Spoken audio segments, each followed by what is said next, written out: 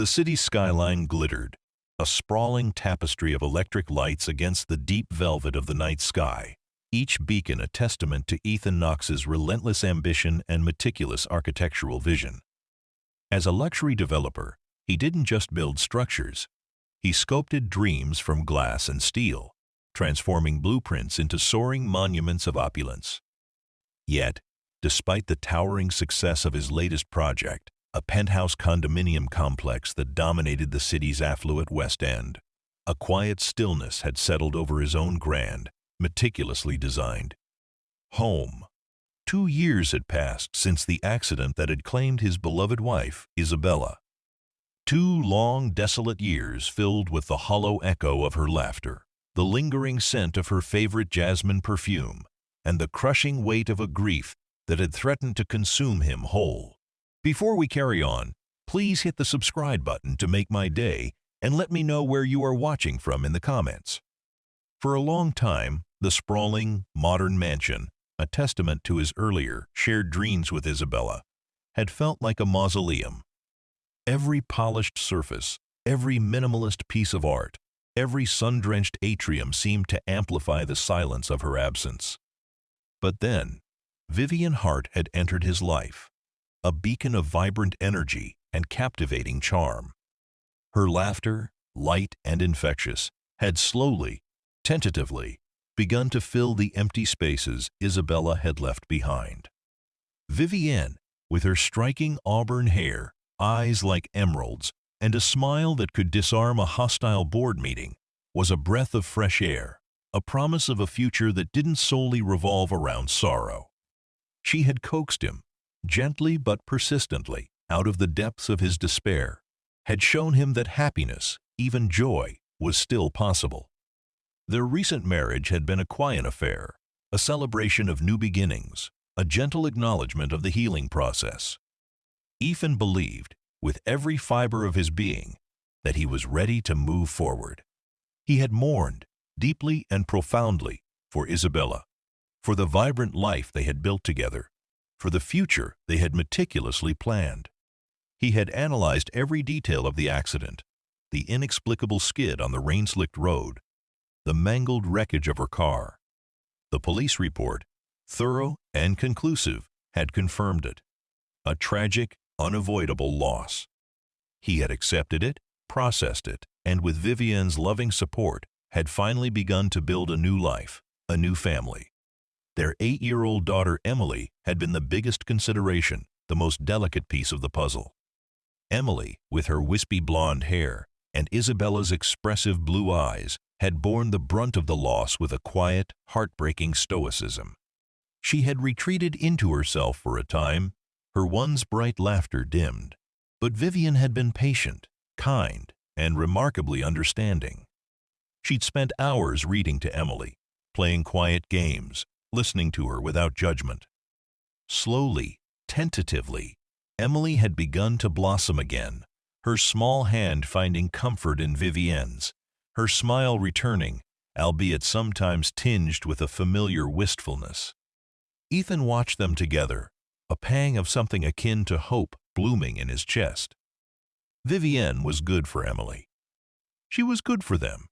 One evening, as the last vestiges of twilight faded from the sky, painting the living room in hues of deep indigo and soft gray, Ethan was reviewing blueprints spread across the large, glass coffee table.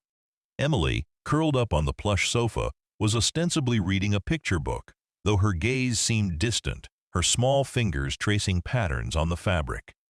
Vivienne was in the kitchen, her melodious humming a soft counterpoint to the rustle of Emily's book pages. Suddenly, Emily's voice, small and barely above a whisper, cut through the quiet hum of the house. "Daddy?" Ethan lowered his blueprints, his brow furrowing slightly. "Yes, sweet pea?" Emily didn't look up, her eyes still fixed on some invisible point beyond the room. "I hear Mommy crying." A familiar pang, dull but persistent, shot through Ethan's chest. He knew this, the lingering echoes of grief. Emily had said similar things before, whispered about seeing Isabella in the garden, or hearing her sing a lullaby in the dead of night. It was a common manifestation of childhood grief, a coping mechanism for an unimaginable loss. "Oh, sweetheart," Ethan said, his voice soft, gentle, imbued with a practiced understanding. He closed the blueprints and moved to sit beside her on the sofa, pulling her close.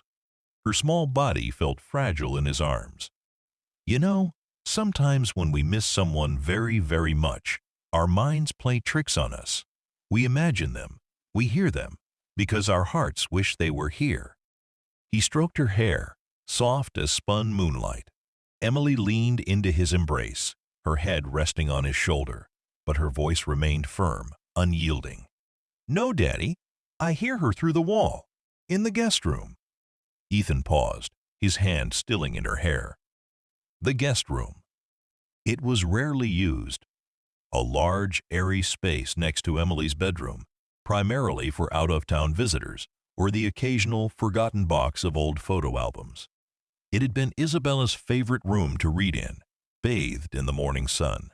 A faint shiver traced its way down his spine, an uncomfortable prickle of unease. He dismissed it instantly. It was just a child's vivid imagination, amplified by grief and the vast, silent spaces of the house. "The guest room is empty, darling," he reassured her, his voice firm, projecting a certainty he was trying to convince himself of as well. "It's probably just the wind, or the pipes settling in the walls. Old houses make all sorts of strange noises, remember?" He gently squeezed her, trying to infuse her with his own logical reasoning. Emily pulled back slightly, her blue eyes, so uncannily like Isabella's, wide and serious. "No, Daddy, it's Mommy. And she's crying. Sometimes I hear her hum too, but mostly she cries." A knot of discomfort began to tighten in Ethan's stomach. Emily had always been a remarkably grounded child, not prone to fanciful tales. And the specificity of "through the wall, in the guest room, crying." It was more detailed than her usual, vague pronouncements of missing Isabella. Still, he clung to the rational explanation. Grief. A child's mind. "All right, sweet pea," he said, trying to keep his tone light, dismissive. "Why don't we go to the kitchen and see what delicious treat Vivienne is making for us? Maybe some of her famous sugar cookies?" He tried to distract her, to pull her away from this unsettling fixation. Emily hesitated for a moment, then nodded, the lure of sugar cookies winning out, for now. As they walked towards the kitchen, Ethan cast a fleeting, uneasy glance towards the guest room door. The elegant mahogany, usually so innocuous, now seemed to loom, hinting at unseen depths. The following nights, the whispers continued. "Mommy's crying again, Daddy." "She sounds sadder tonight." Emily would say it with a quiet conviction that chipped away at Ethan's carefully constructed wall of logic. He'd check on her before bed, and, sometimes, he'd find her standing perfectly still by the wall connecting her room to the guest room, her ear pressed against it, her small face creased with a sorrow that was too profound for A&D. 8-year-old. Vivienne, observing Emily's behavior, would offer sympathetic sighs and gentle suggestions. "Perhaps it's time to consider therapy for Emily, darling. Her grief seems to be manifesting quite strongly. These auditory hallucinations are concerning." Her voice was soft, laced with concern, her emerald eyes reflecting genuine worry. Ethan, though reluctant to admit his daughter was struggling so profoundly, found himself nodding. Perhaps Vivienne was right. He couldn't bear to see Emily in such distress, clinging to a painful phantom. But the whispers, rather than fading, grew more insistent, more chillingly specific. One night, a week after Emily's first mention, Ethan found himself standing alone in the quiet hallway, drawn by an invisible thread. He had just tucked Emily into bed, her tear-stained face a silent accusation. He stood outside the guest room, his hand hovering over the cold doorknob. The house was utterly silent, save for the distant hum of the refrigerator. He could hear his own heartbeat, a frantic rhythm against the quiet. He opened the guest room door, the hinges creaking softly in the stillness. The room was dark, filled with the faint scent of disuse and old dust.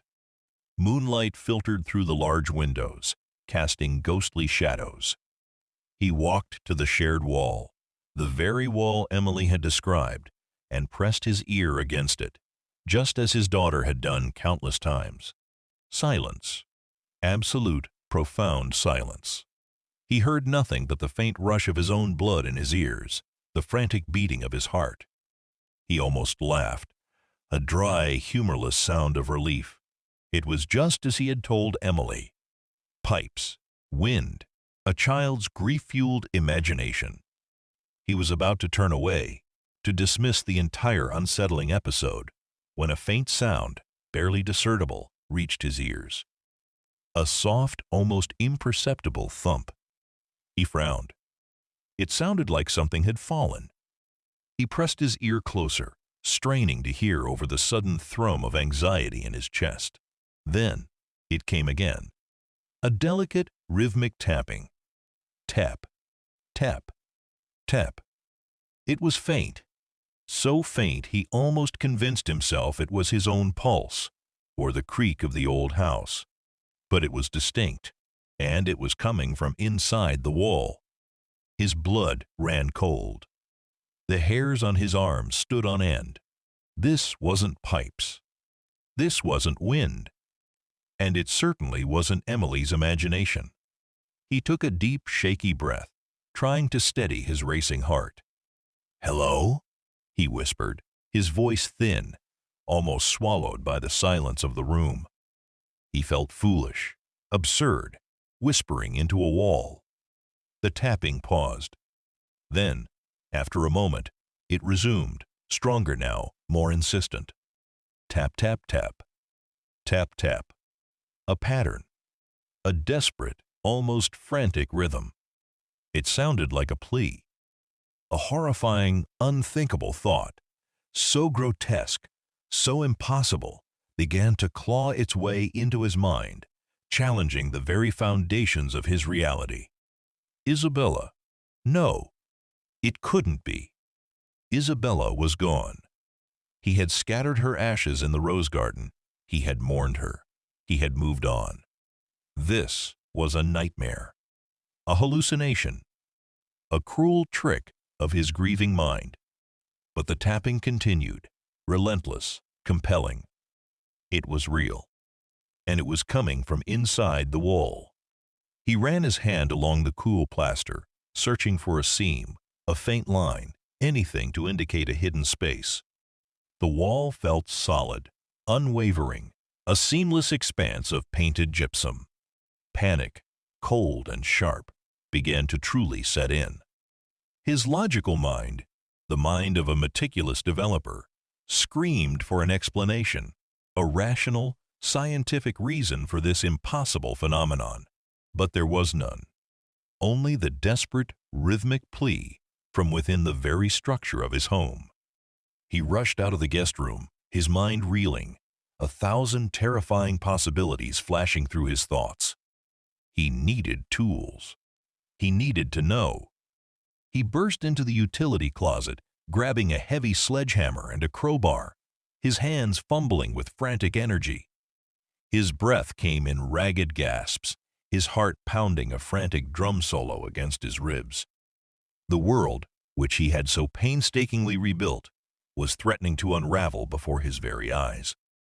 He re-entered the guest room, the tools heavy and cold in his hands. The moonlight, now brighter, seemed to highlight the wall with an almost accusatory glow.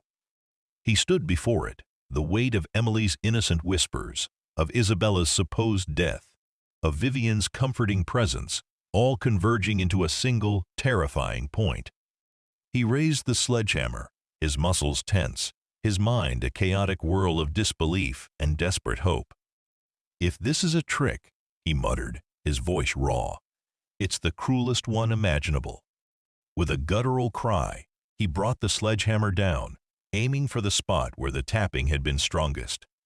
The plasterboard splintered with a deafening crack, dust exploding into the air, illuminated by the moonlight. He struck again and again, driven by a primal need to know, to unveil the horrifying truth. Each blow echoed in the silent house, a violent desecration of the tranquil facade he had so carefully constructed. The plaster crumbled, revealing rough-hewn wooden studs and a dark, empty space beyond. As the dust settled, he peered into the darkness. A wave of nausea washed over him, a cold dread that threatened to overwhelm his senses. There, in the flickering glow of his phone's flashlight, was a small, concealed room. It was roughly 7 feet by 10 feet, barely large enough for a person to stand comfortably. The air was thick with the cloying scent of stale air, dampness, and something else, something sickly sweet and vaguely chemical. And then he saw her, curled in a fetal position on the cold concrete floor, a thin, threadbare blanket barely covering her emaciated frame, was a woman. Her once vibrant, luxurious dark hair was matted and dull, clinging to her gaunt face. Her skin was pallid, almost translucent, stretched taut over prominent cheekbones. Her clothes, what little he could discern beneath the blanket, were filthy, ragged. But even in the dim light, even with her face obscured by shadows, there was no mistaking her. It was Isabella, his Isabella, alive. A choked gasp tore from his throat, a sound of profound shock and horrifying revelation. His mind struggled to reconcile the impossible image before him with the reality he had meticulously constructed for 2 years. Isabella was dead. He had grieved for her. He had buried her. He had remarried. This was a cruel, elaborate hallucination. He squeezed his eyes shut, then opened them again. She was still there. He scrambled through the gaping hole in the wall, his hands tearing at the jagged edges of the plaster, oblivious to the pain. He knelt beside her, his breath catching in his throat. Her chest rose and fell, shallow, almost imperceptible breaths. Her eyes fluttered open, unfocused, vacant, clouded by a profound, disturbing lethargy. They widened slightly as they registered his presence, a faint spark of something, perhaps recognition, perhaps fear, flickering in their depths. "Isabella!" His voice was a raw, broken whisper, barely recognizable as his own. "Isabella, is that you?"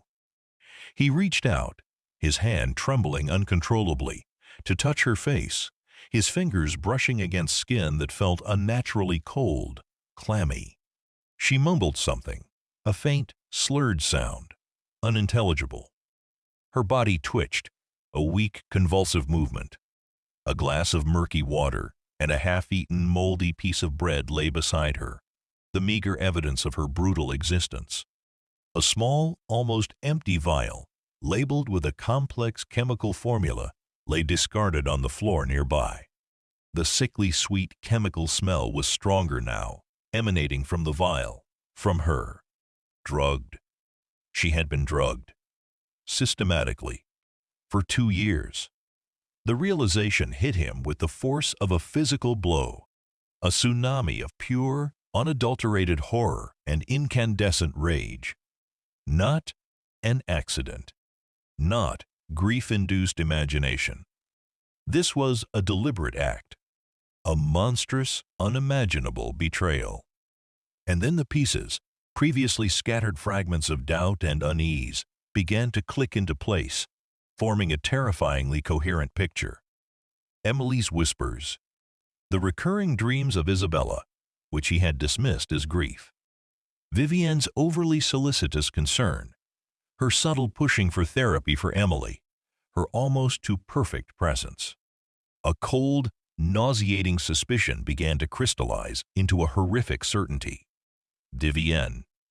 It had to be Vivienne. She had wanted Isabella out of the picture. She had wanted his wealth, his position. And she had taken his wife, the mother of his child, and imprisoned her in their own home for 2 long, agonizing years. His blood ran cold, then boiled with a furious, righteous rage. He wanted to scream, to tear the very walls of the house down, to confront the monster who had woven such a web of deceit around him. But he forced himself to breathe, to think. Isabella was alive. She was weak, drugged, but alive. He needed to get her out. He needed help. And he needed to expose Vivienne for the calculating, heartless monster she truly was.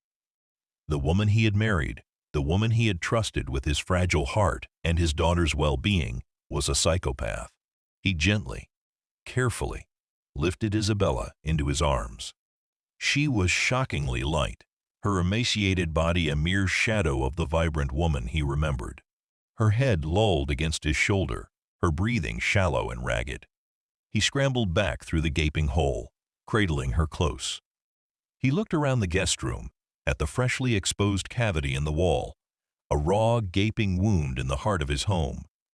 This was no longer a house of peace. It was a tomb, a prison, a monument to a horrifying secret. He needed to get Isabella to a hospital, urgently. He needed to ensure her safety, her recovery. And then he would deal with Vivienne. The thought of her, sleeping soundly in their shared bed, blissfully unaware of the horror he had just unearthed, sent a fresh wave of ice-cold fury through him. She had played him for a fool, manipulated his grief, preyed on his vulnerability. She had stolen his wife and almost destroyed his daughter. He would make her pay every single agonizing debt. He moved silently, carefully, through the darkened house. Isabella clutched tightly against him. The weight of her fragile body was a tangible testament to her suffering, a constant reminder of the monstrous injustice that had been perpetrated under his very roof. He reached the master bedroom, his hand hovering over the doorknob. He had to be cautious. Vivienne was cunning, ruthless. He couldn't afford a mistake. He turned the knob slowly, silently, pushing the door open just enough to peer inside. Vivienne was indeed asleep, her form a graceful mound beneath the expensive silk duvet, her auburn hair fanned out on the pillow. A pristine, picture-perfect image of domestic bliss, utterly sickening in its deception. He pulled the door shut just as silently. He couldn't risk her waking. Not yet. He needed to secure Isabella first, ensure her medical care was underway before the inevitable explosive confrontation. His mind raced, calculating every move, every potential outcome. He knew he couldn't simply walk out the front door with Isabella in his arms. Vivienne might hear. The household staff, loyal to him, but perhaps unknowingly compromised, might see. He needed discretion. He needed to act like the meticulous strategist he was in his professional life, but now the stakes were infinitely higher. His gaze fell upon the rarely used servants' entrance, a discreet passage at the back of the house, leading directly to the secluded rear driveway. It was his best chance for a silent, unobserved exit. He moved swiftly, his footsteps light despite his precious burden, his heart a relentless drumbeat of urgency. He reached the back door, fumbled with the locks, his fingers stiff with adrenaline. The cool night air enveloped them as he stepped out, the scent of damp earth and blooming night jasmine, a stark contrast to the cloying chemical smell that clung to Isabella. He reached his car, parked discreetly in the shadow of a large oak tree, its dark windows offering a welcome shield. He gently placed Isabella in the passenger seat, buckling her in with trembling hands. Her eyes fluttered again, a faint whisper of a moan escaping her lips. He started the engine, the quiet hum of the luxury vehicle a strangely comforting sound in the terrifying silence of the night.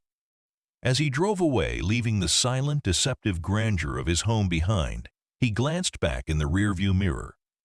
The mansion loomed, a vast, dark silhouette against the moonlit sky, its hidden secret now violently exposed, its carefully constructed facade shattered. The quiet hum of the engine, the soft glow of the dashboard lights, the rhythmic turn of the tires on the asphalt, all seemed to underscore the profound shift in his reality. His world had been irrevocably altered, and he knew with a chilling certainty that the battle for his life, his daughter's innocence, and Isabella's very soul had only just begun. The first step was survival. The next would be absolute unyielding retribution. The drive to the private hospital, a facility known for its discretion and state-of-the-art medical care, felt interminable. Each passing streetlight seemed to illuminate a fresh horror in Ethan's mind, each turn of the wheel bringing him closer to a confrontation he simultaneously dreaded and yearned for. Isabella remained semi-conscious, her breathing shallow, her body occasionally twitching with an unsettling tremor. He kept a hand on her arm, a desperate tether to her fragile presence, his thumb stroking her clammy skin, trying to convey a silent promise of safety. Upon arrival, he carried Isabella directly into the emergency entrance, bypassing the main reception. His reputation, his wealth, and his sheer force of will usually ensured immediate attention. But this was different. He needed absolute discretion, unwavering medical expertise, and a team he could trust implicitly. He barked orders to the bewildered night staff, his voice ragged but authoritative, demanding the hospital's most skilled doctors and a private, secure room. The medical team, recognizing his name and sensing the urgency in his desperate demeanor, quickly mobilized. As Isabella was wheeled away, a flurry of nurses and doctors surrounding her, Ethan provided a terse, carefully edited explanation.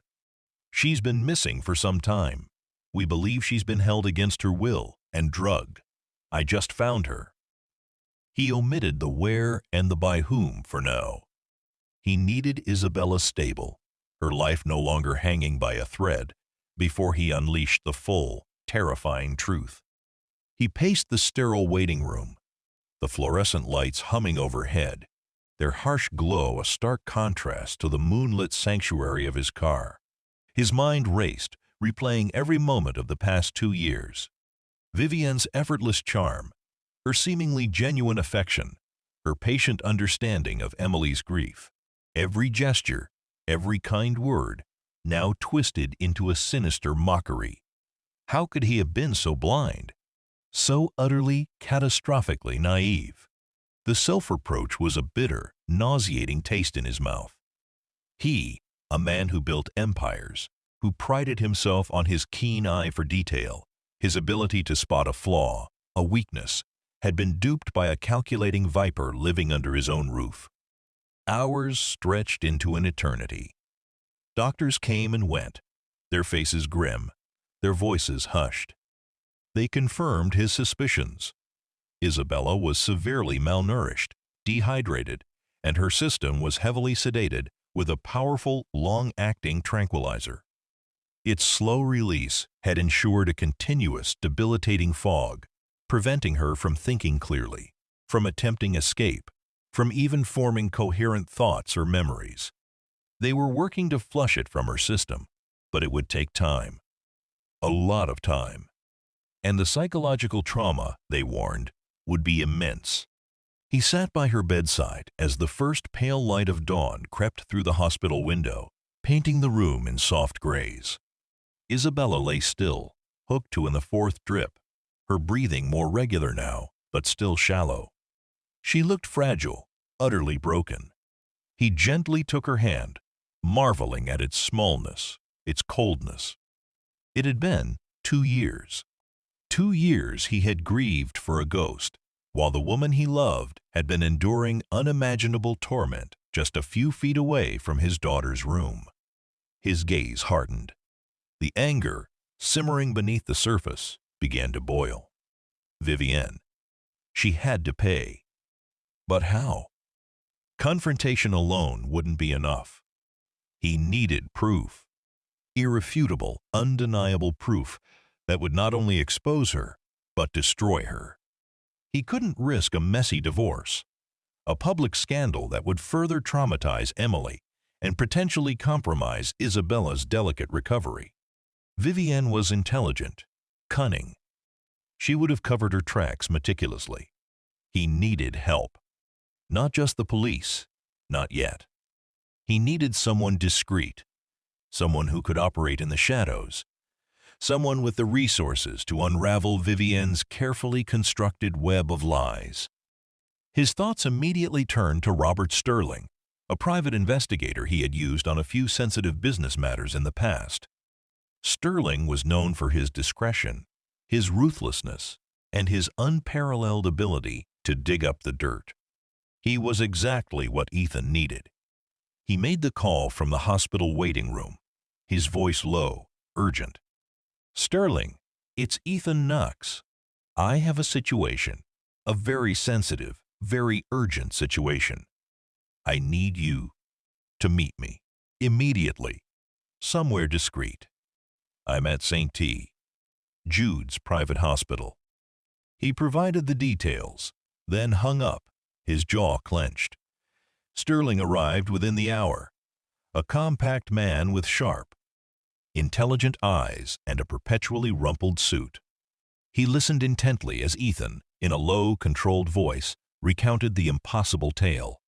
He described Emily's whispers, the tapping, the horrifying discovery behind the wall, Isabella's drugged state.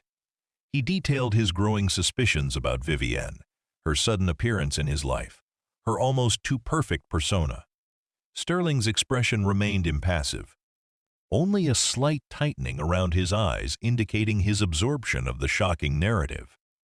"This is extraordinary, Mr. Knox," Sterling finally said, his voice quiet, devoid of judgment. "Beyond anything I've encountered. But not impossible. We've seen cases of long-term confinement, often with sedatives. The motive, you believe, is financial gain through your marriage to Ms. Hart?" "Absolutely," Ethan confirmed, his voice tight with conviction. "She married me for my wealth, for my position. Isabella was simply in the way. She eliminated her, or so she thought." "We need to be meticulous," Sterling stated, pulling out a small notebook and pen. "Ms. Hart is likely highly intelligent and highly cautious. She would have planned this meticulously. We need to secure evidence, concrete proof that links her to Isabella's abduction and imprisonment. Without it, it's your word against hers, and, given her current position as your wife and the mother figure to your daughter, that would be a very difficult case to make." "What do you suggest?" Ethan asked, his voice raw with urgency. "First, we secure the guest room," Sterling replied, his eyes sharp with analysis. "Anything left behind, any residue, anything that might point to Isabella's long-term presence. Then, we discreetly investigate Ms. Hart, her background, her financial history, any sudden windfalls, any previous associations that might shed light on her true character. We also need to consider how she managed to administer the drugs to Isabella undetected, and how she managed to conceal an entire room in your house without anyone noticing. It implies insider knowledge, perhaps an accomplice." The thought of an accomplice sent another chill down Ethan's spine. Someone else in his trusted circle could be involved. The web of deceit was deeper than he imagined. "I need to go back to the house," Ethan stated, rising. "I need to confirm if there's anything else, any other hidden clues. And I need to observe Vivienne, see if she shows any signs of concern." "Careful, Mr. Knox," Sterling warned, his voice grave. "She's dangerous. She has successfully kept your wife imprisoned for 2 years. She will not hesitate to protect her secret. Play the part. Act as if nothing has changed. Do not let her suspect you know anything. Feign exhaustion. Say you've been working late, whatever it takes to explain your absence. And let me handle the discreet investigation. We'll start with forensic analysis of the guest room. I'll send a team in under cover of a renovation estimate." Ethan nodded, the plan forming in his mind. He would play the unsuspecting husband, the grieving widower, one last time. He would lure her into a false sense of security, allowing Sterling to gather the evidence needed to expose her true monstrous nature. He looked at Isabella's pale, sleeping face, a fierce wave of protectiveness washing over him. He would not fail her again. He would ensure Baon. Justice. Swift and absolute. As he drove back to the mansion, the city awakening around him in a blur of morning traffic and hurried commuters, Ethan meticulously constructed his facade. He would appear disheveled, exhausted, consumed by work. He would explain his overnight absence by claiming a sudden, urgent deal that required his continuous presence at the office.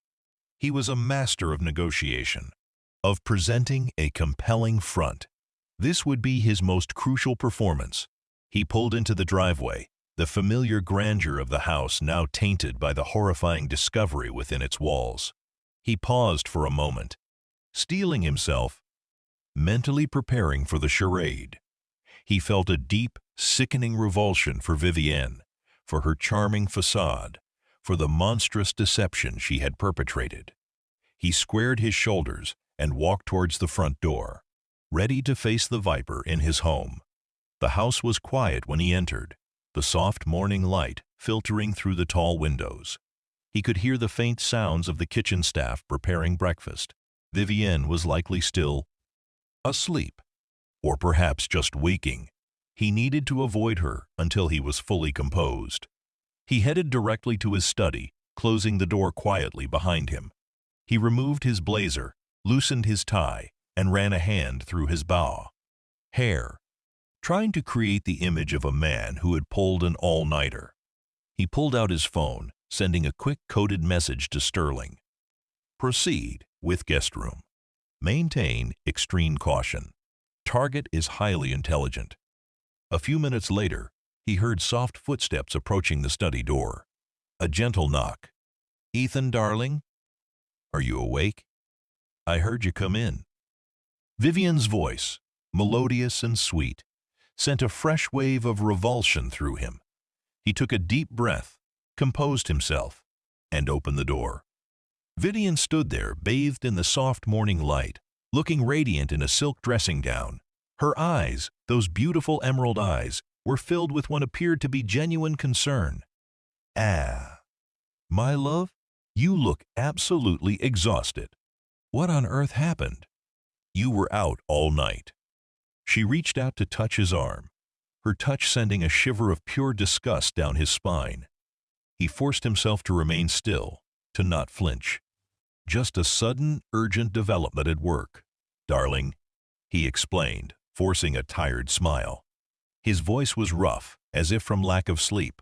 A potential deal came up, had to be handled immediately. All-nighter, I'm afraid. Just finished a call with our Asian partners.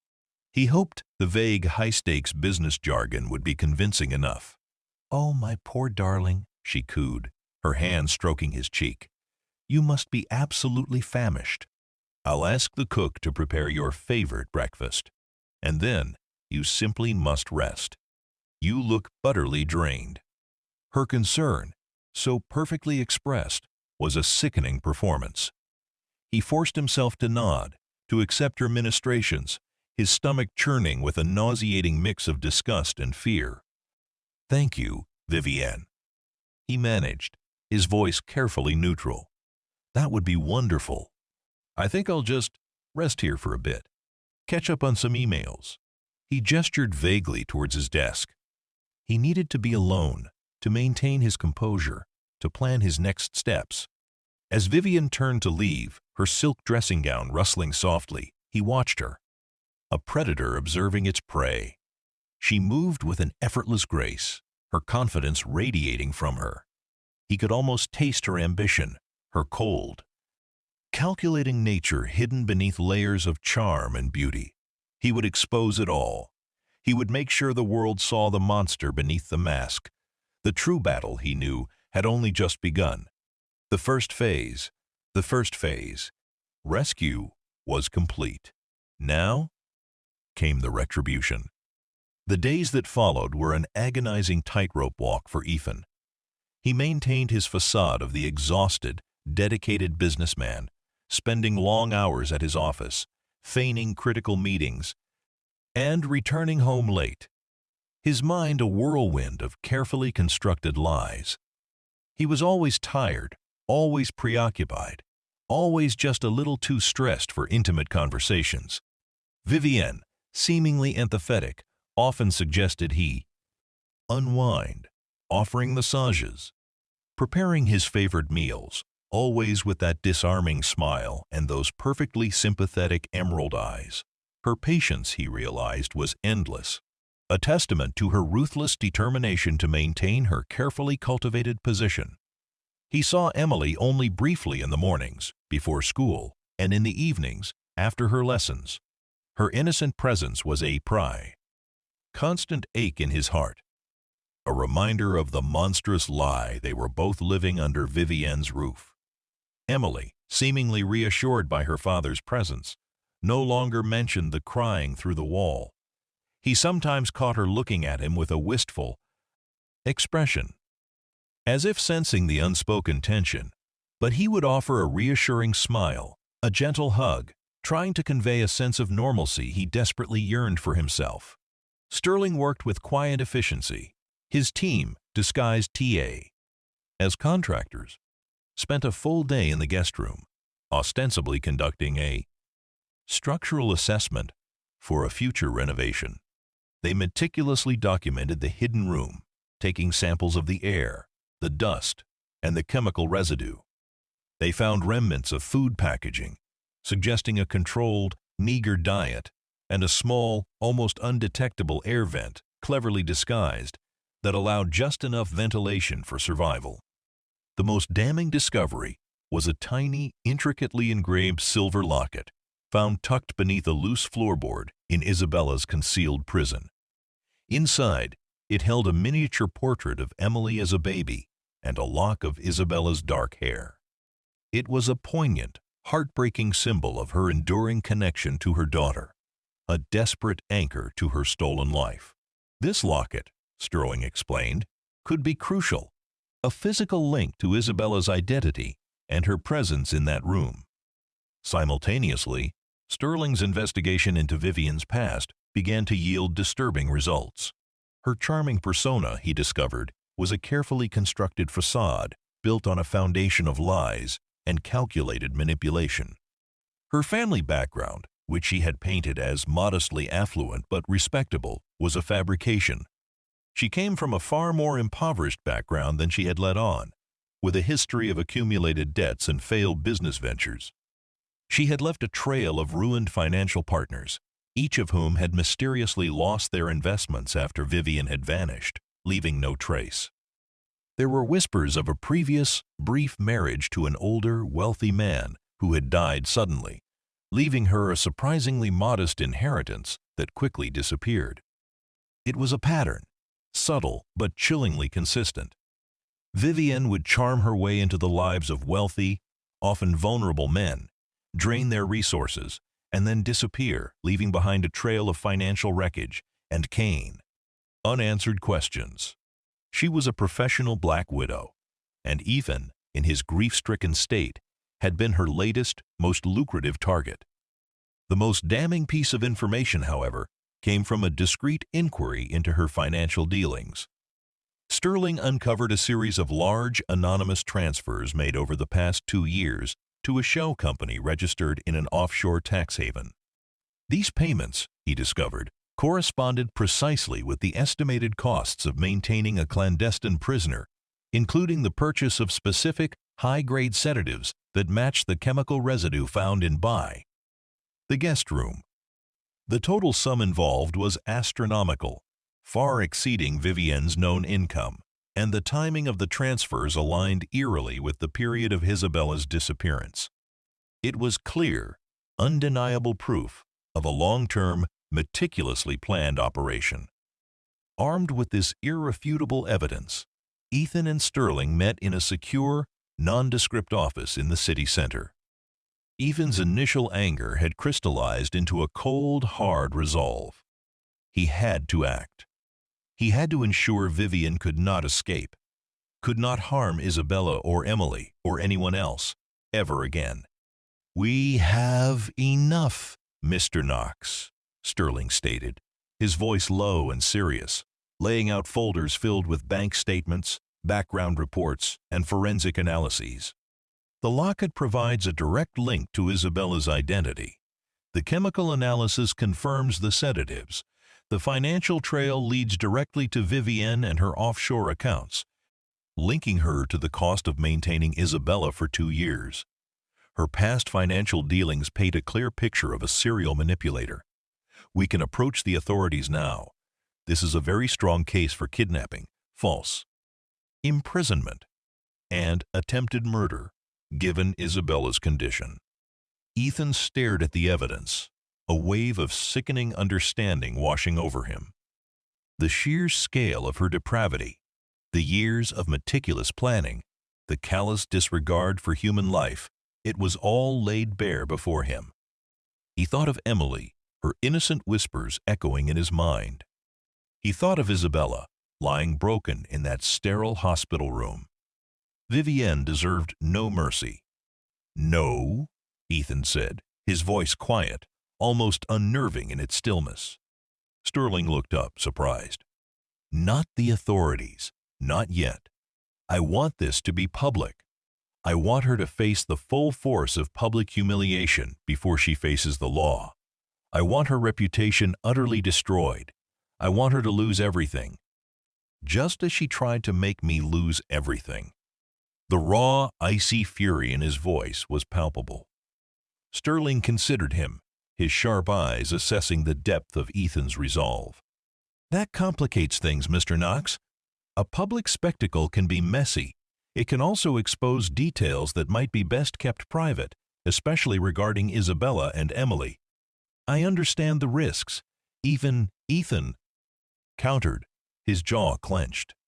"But I cannot allow her to quietly fade away into a prison cell. She used my grief. She manipulated my daughter. She tortured my wife. She will face the consequences publicly. I want the world to know what kind of monster she is. I want her to burn." Sterling nodded slowly. "Very well. There's a way. A carefully managed leak to the press. We present the evidence, anonymously, through a reputable investigative journalist. The story will break before the police are formally involved, creating public pressure and making it impossible for her to escape scrutiny. The police will then be forced to act, but on our terms." End quote. "Do it," Ethan commanded, his eyes burning with a cold fire. "And make sure every detail, every damning piece of evidence points directly to her. I want her utterly annihilated. And prepare a secure location for Emily. She cannot be in the house when this breaks." The plan was set into motion with chilling precision. Sterling's network moved like shadows, delivering a meticulously curated dossier of evidence to Eleanor Vance, an investigative journalist renowned for her fearless pursuit of truth and her unwavering integrity. Vance, initially skeptical of such an outlandish story, was quickly convinced by the sheer volume and undeniable nature of the evidence. The detailed forensic reports, the irrefutable financial trails, the shocking personal testimonies. It was a story that would shatter society. Ethan, meanwhile, returned to his life at the mansion, maintaining his facade. He even encouraged Vivienne to attend a high-profile charity gala, an event she had been eagerly anticipating, a chance to further solidify her position as the new lady of the house. He wanted her to be in the public eye, basking in her perceived triumph, just as her world was about to come crashing down around her. The irony was a bitter yet satisfying taste. On the night of the gala, as Vivienne meticulously prepared, her laughter tinkling through the house, Emily was already safely ensconced with Isabella at the private hospital, under the watchful eyes of a dedicated team of nurses and a child psychologist. Ethan had told Emily they were going on a secret adventure to visit her mother, a reunion he prayed would not be too overwhelming for Isabella in her fragile state. The psychologists had advised extreme caution, But Ethan knew that Emily's presence was the strongest medicine Isabella could receive. He had watched their reunion, a heartbreaking tableau of tears and tentative touches, a fragile bridge being rebuilt after 2 years of unimaginable torment. As he dressed for the gala, a dark suit a stark contrast to the darkness in his heart, Ethan felt a grim satisfaction. The stage was set. The fire, long kindled, was about to ignite. The world was about to learn the horrifying truth of Vivienne Hart. And he would be there, watching her burn. The ballroom of the Grand Regent Hotel shimmered with 1,000 lights, reflecting off crystal chandeliers and polished marble floors. The air hummed with the murmur of polite conversation, the clinking of champagne flutes, and the soft strains of a string quartet. Society's elite, adorned in their finest jewels and designer gowns, circulated with practiced grace, their faces a gallery of calculated smiles and veiled ambitions. Vivienne, resplendent in a custom-made emerald green gown that perfectly matched her eyes, moved through the crowd like a queen, her laughter echoing, her charm radiating outwards, drawing admirers like moths to a flame. She seemed utterly at ease, basking in the glow of her newfound status, her hand resting casually on Ethan's arm, a perfect picture of marital bliss. Ethan played his part flawlessly. He offered charming pleasantries, engaged in light-hearted banter, and even managed a convincing smile, all while a cold, steel-like resolve hardened his heart. He observed Vivienne, her effortless grace, her subtle manipulations, her ability to make everyone feel special and important. It was a masterclass in deception, and for 2 years he had been its most willing, most grief-stricken victim. The sheer audacity of her plan, the meticulous detail with which she had executed Isabella's imprisonment, filled him with a sickening blend of awe and absolute revulsion. She was a true psychopath, devoid of empathy, driven solely by avarice. As the evening progressed, a subtle shift in the atmosphere began to occur. Whispers, initially faint, began to grow louder, more insistent, like a rising tide.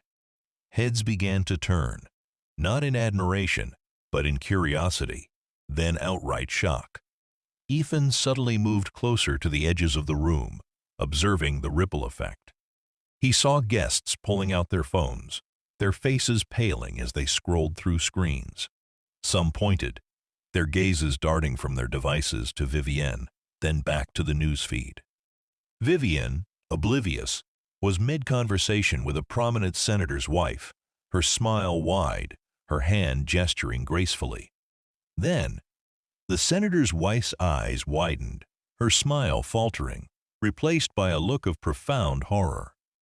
She recoiled slightly, pulling her hand back as if burned, and murmured something inaudible, her gaze fixed on Vivienne with a chilling mixture of fear and disgust. Vivienne's smile remained, but a flicker of confusion crossed her face. She looked at the senator's wife, then around the room, sensing the sudden, palpable shift in the collective mood. Conversations abruptly ceased. The music seemed to fade into an uncomfortable silence.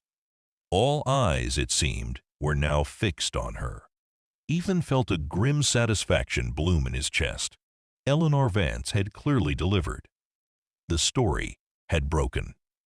A moment later, a prominent socialite, known for her sharp tongue and even sharper intuition, approached Vivienne, her voice dripping with mock sweetness, but her eyes blazing with righteous indignation. "My dear Vivienne," she purred, holding up her phone, its screen displaying a shocking headline. "Have you seen the latest news? It seems there's a rather unflattering exposé about you. And darling," her voice dropped to a conspiratorial whisper that carried clearly in the suddenly silent ballroom, "they say Isabella Knox is alive, and that she's been held prisoner in your house." Vivienne's face, usually so perfectly composed, crumpled. The blood drained from her cheeks, leaving her ashen. Her emerald eyes, previously sparkling with confidence, widened in raw, unadulterated terror. Her gaze darted frantically around the room, searching for an escape, for a denial, for anything to counteract the horrifying truth that was now irrevocably out. The carefully constructed mask of charm shattered, revealing the desperate, cornered predator beneath. Ethan stepped forward, his voice cutting through the stunned silence, cold and clear as ice. "It's true, Vivienne. Isabella is alive, and she was imprisoned in our home, drugged and starved for 2 years by you." Vivienne whirled to face him, her eyes wide with a desperate, frantic fear. "Ethan! No! This is a lie, a monstrous fabrication. They're trying to ruin me. You know how jealous people are." She clutched at his arm, her grip surprisingly strong, her voice thick with a mixture of terror and desperate pleading. He pulled his arm away with a brutal jerk, his touch filled with utter revulsion. "Don't touch me. Don't you dare touch me. I found her, Vivienne. I broke down the wall. I saw what you did. I saw her condition. And I have the proof. Every single piece of it. Your financial transactions. The chemical quarry. Analyses. Your fabricated past. It's all out there. The world knows." End quote. His voice was low, laced with a terrifying calm that was far more menacing than any shout.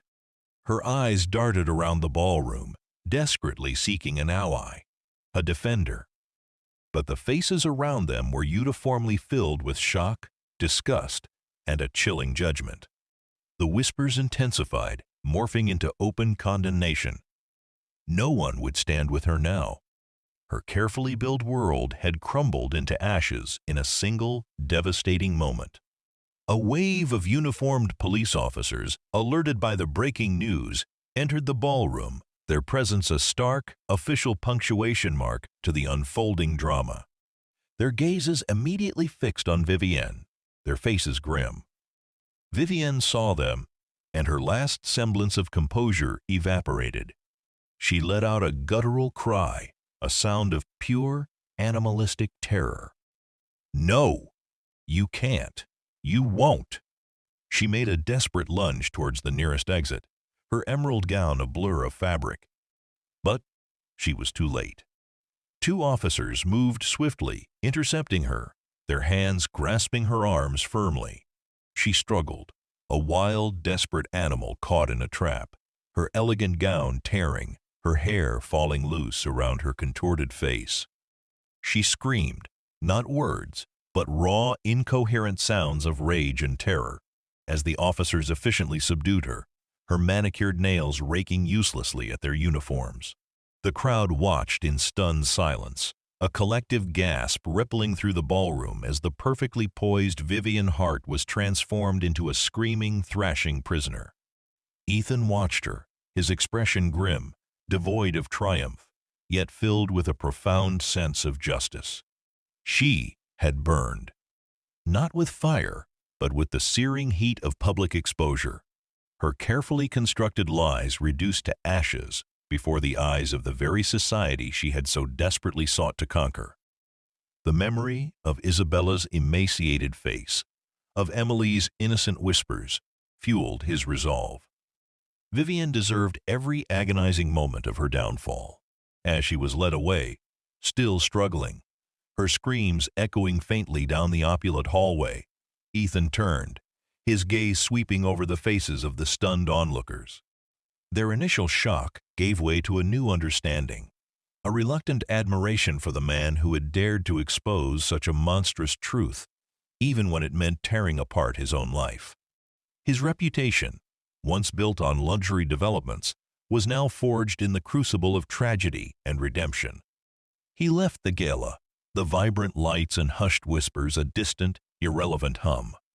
The night air was cool against his face, a cleansing breath after the suffocating performance. He needed to be with Isabella, with Emily. The real work, the painful, arduous process of healing, was just beginning. The monster was apprehended, the truth exposed. But the wounds, deep and invisible, would take far longer to mend. The days and weeks that followed Isabella's rescue were a blur of overwhelming activity, yet they moved with a strange, surreal slowness.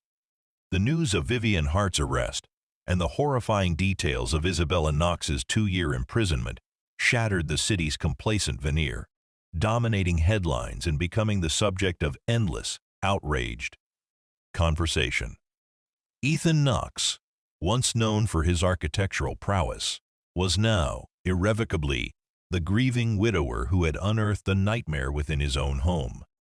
He became a reluctant public figure, his face plastered on every news outlet, a symbol of profound betrayal and extraordinary resilience. The mansion, which had been a beautiful facade masking a hidden horror, became a site of intense police investigation. Forensic teams meticulously scoured the concealed room, gathering every last shred of evidence, cataloging the meager possessions Isabella had been allowed, documenting the sophisticated mechanisms Vivienne had employed to create and conceal the space. The air in the guest room, once thick with the scent of dust and fear, was now permeated by the clinical smell of disinfectant and forensic chemicals, each trace a grim reminder of the suffering that had transpired there. Vivienne, stripped of her charm and her meticulously cultivated composure, remained uncooperative and defiant in police custody. Her legal team, assembled with shocking speed, attempted to discredit Ethan, to paint him as unstable, prone to delusions, and even suggested he had orchestrated Isabella's disappearance himself for insurance fraud or to remarry. But the sheer volume and undeniable nature of Sterling's evidence, coupled with Isabella's own medical reports detailing her sedated state and severe malnutrition, quickly dismantled their flimsy arguments. The locket, with its heartbreaking contents, proved particularly damning. A silent, eloquent witness to Isabella's true identity and her agonizing confinement. Isabella's recovery was slow, agonizingly so. She remained in the private hospital, under constant medical supervision and the care of a team of dedicated psychologists. The long-term effects of the powerful tranquilizer, combined with the profound psychological trauma of her imprisonment, were immense. She suffered from severe memory gaps, terrifying nightmares, and a deep pervasive fear of enclosed spaces and loud noises. Her body, though slowly regaining strength, remained frail, a stark reminder of her ordeal. Ethan spent every spare moment by her side, a constant, reassuring presence. He read to her, spoke softly of their past, of Emily, trying to gently coax her memories back, to re-establish the connection that had been so brutally severed. He showed her photographs of Emily, of their life before the nightmare, trying to anchor her to reality. Sometimes, a flicker of recognition would cross her eyes, a faint tightening of her hand in his, a fragile sign that the woman he loved was still there, buried beneath layers of trauma and chemicals. Emily, remarkably, seemed to adapt to the new, fractured reality with a child's resilient spirit. The child psychologist explained that Isabella's physical presence, however diminished, was a powerful healing force for Emily. She understood, in her own way, that her mommy was sick and needed to get better. Emily would visit Isabella daily, her innocent chatter and spontaneous hugs bringing the brightest, albeit fleeting, smiles to Isabella's pallid face. Emily's unwavering belief, her childlike certainty in her mother's presence, had, in a way, been the catalyst for Isabella's rescue. One afternoon, as Ethan sat by Isabella's bedside, a profound sense of exhaustion washing over him, Isabella stirred. Her eyes, clearer than he had seen them in weeks, focused on him. "Ethan," she whispered, her voice hoarse but distinct. "Emily, is she safe?" A wave of overwhelming relief washed over him. "Yes, Isabella," he choked out, tears stinging his eyes. "She's safe. She's fine. She's here. She's been visiting you every day. She missed you so much." He gently squeezed her hand, a silent promise. A faint, almost imperceptible smile touched Isabella's lips, a ghost of her former radiance. "My little whisperer," she murmured, her voice barely audible. "She heard me, didn't she?" "Through the wall." Ethan nodded, a single tear tracing a path down his cheek. "She did. She knew. She saved you, Isabella. Our little girl saved you." The profound, almost mystical connection between mother and daughter, a bond that had defied walls and drugs, filled him with a humbling awe. The legal proceedings against Vivienne were long and arduous, a painful spectacle that unfolded in the public eye. Ethan ensured that every detail of her depravity was brought to light, every piece of evidence presented with meticulous precision. The media, hungry for every sensational detail, devoured the story, turning Vivienne Hart into a pariah, a symbol of monstrous deception. Her carefully cultivated image, her charmed life, were utterly annihilated, replaced by the grim reality of a cold, calculating criminal. Ultimately, facing overwhelming evidence and public outrage, Vivienne was convicted of kidnapping, false imprisonment, and attempted murder. The judge, in a rare display of public emotion, handed down the harshest possible sentence, ensuring she would spend the rest of her life in a maximum security prison, her ambition and greed reduced to nothing but bitter confinement. With Vivienne's fate sealed, Ethan turned his full attention to Isabella's long journey to recovery. He decided to sell the mansion, the grand structure now irrevocably tainted by the horror it had concealed. He couldn't bear to live in a place that had been both his sanctuary and Isabella's prison. He sought a new home, a quieter, more secluded estate in the countryside, far from the relentless glare of public scrutiny, a place where Isabella could truly heal, where Emily could grow up surrounded by peace and nature, free from the shadows of the past. The new home was a rambling, old stone house nestled amidst rolling green hills, surrounded by ancient oak trees and a meandering stream. It was a far cry from the sleek, modern lines of his previous architectural marvel, but it radiated warmth and tranquility, a sense of quiet comfort that was exactly what they needed. He supervised every detail of its renovation, ensuring it was a true haven, a place of healing and rebirth. Isabella continued her therapy, both physical and psychological. Slowly, painstakingly, fragments of her memory began to return, initially fleeting glimpses, then more coherent recollections. She remembered the moments before her abduction, the sudden, sharp pain, the suffocating darkness, the overwhelming lethargy. She recalled the monotonous days, the endless silence, the constant hazy fog of the drugs, the desperate attempts to make herself heard through the wall. She remembered Emily's face, a beacon of hope in her drugged stupor, a whisper that somehow pierced the veil of her imprisonment. The scars of her ordeal were deep, perhaps never fully to heal, but she was a fighter. With Ethan's unwavering support and Emily's innocent love, she slowly began to rebuild her life. She started painting again, a passion she had abandoned years ago.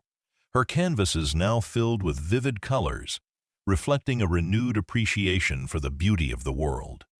She rediscovered her love for gardening, tending to the flowers with a quiet, meditative devotion.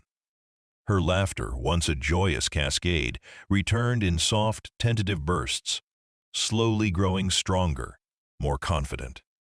Ethan, too, underwent a profound transformation.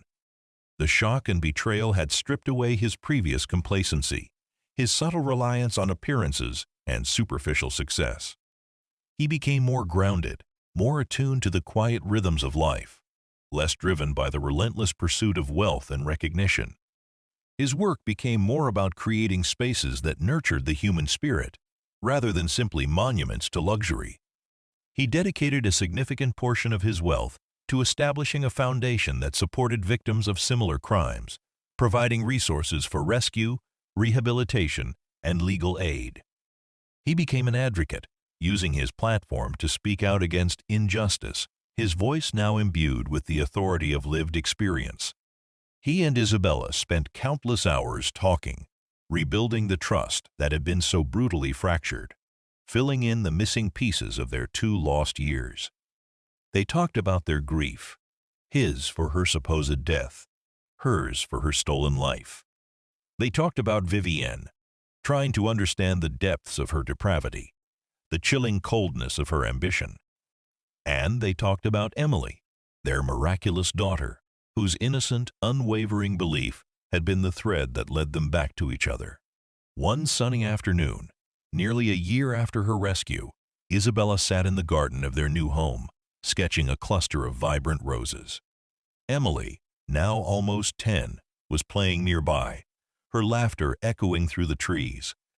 Ethan watched them, a profound sense of peace settling over him, a peace deeper and more enduring than any he had ever known. The scars remained, a permanent reminder of the darkness they had endured, but they were no longer gaping wounds. They were faint lines, etched into the fabric of their lives, symbols of resilience, of love, of the unbreakable bonds of family. He walked over and sat beside Isabella, placing a gentle hand on her shoulder. She looked up, her dark eyes, now bright and clear, meeting his. "We did it, Ethan," she said, her voice soft, filled with a quiet strength. "We truly did it." He nodded, a warm, reassuring smile spreading across his face. "We did, my love, together. And, Emily," he added, his gaze sweeping towards their daughter. "She heard you through the wall. She always heard you." The whispers had ceased, replaced by the joyful, unrestrained laughter of a child who finally had her family whole again. And in that, Ethan found his truest, most enduring victory. The fire that had consumed Vivienne had also, paradoxically, forged a stronger, purer bond between him and Isabella, a testament to love's ability to defy even the darkest of prisons. The home they had rebuilt, not from steel and glass, but from trust and unwavering love, was the most luxurious development of all.